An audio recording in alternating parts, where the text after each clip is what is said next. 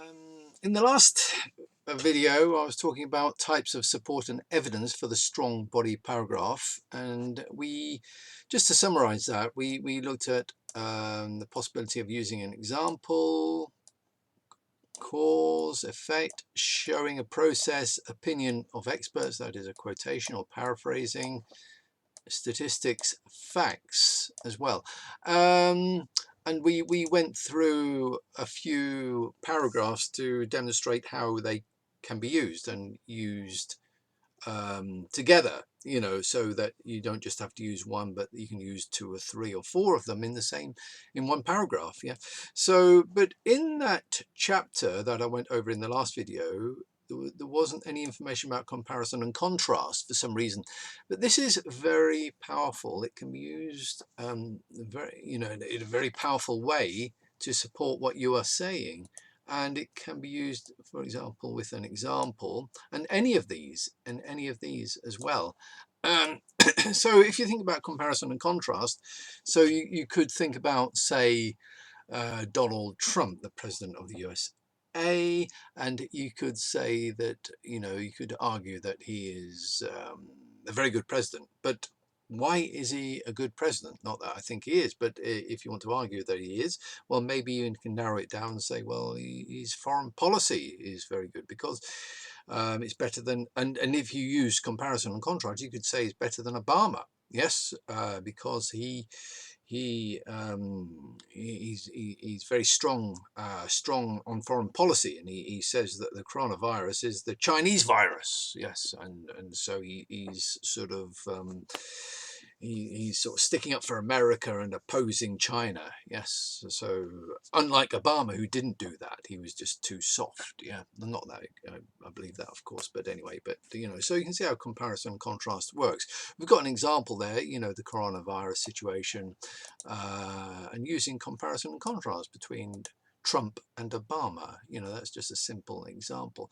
But let's see what phrases we could use. I'm going to send you this. This is phrases for comparing and contrasting. So comparing and contrasting. This little two-page document here is from the academic phrase bank that I sent you a few weeks ago by email. So let's go through this. These are phrases that you can use freely to compare and contrast in your body paragraphs. So let's have a look. It says here, by understanding similarities and differences between two things, we can increase our understanding and learn more about both. This usually involves a process of analysis in which we compare the specific parts as well as a whole. Comparison may also be a preliminary stage of evaluation. For example, by comparing specific aspects of A and B, we can decide which is more useful or valuable. Many paragraphs whose function is to compare or contrast will begin with an introductory sentence expressed in general terms. So introductory sentences, differences. X is different from Y in a number of respects.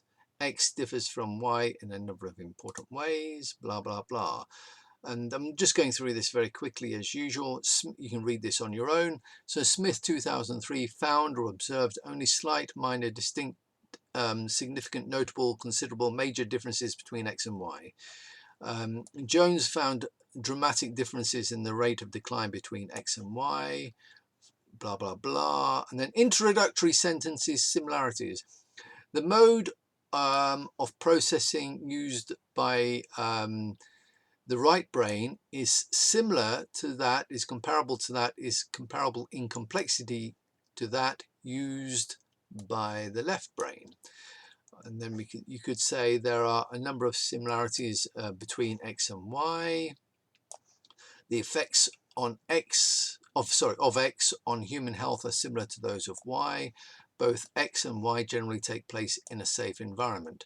So comparison within one sentence then. Oral societies tend to be more concerned with the present, whereas while literate societies have a very definite awareness of the past.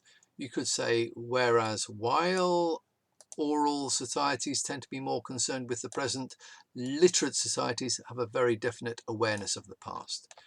So moving on to the next page. In contrast to oral communities, it is very difficult to get away from calendar time in literate societies. This interpretation contrasts with that, differs from that, is different from that of Smith and Jones 2004, who argue that. And then we have some more here. Comparison within one sentence, comparative forms. In the trial, women made fewer errors than men. Women tend to have greater, less verbal fluency than men. Adolescents are less likely to be put to sleep by alcohol than adults. Blah, blah, blah. Then indicating differences across two sentences. It is very difficult to get away from calendar time in literate societies. By contrast, in contrast, on the other hand, many people in oral communities have little idea of the calendar year of their birth. That's there. And indicating similarity across two sentences, young children learning their first language need simplified input. Similarly, likewise, in the same way, low-level adult L2 learners need graded input supplied in most cases by a teacher. So these are all different phrases you can freely use in your writing if you want to use comparison and contrast. Comparison and contrast is a very powerful tool to explain what you're trying to prove, because if you compare one thing with another, very automatically, really, you introduce argumentation, because you have to say why one is better than the other or one is worse than the other, and that helps you to explain and try to prove to the reader your point. Okay, so thank you and bye-bye for now.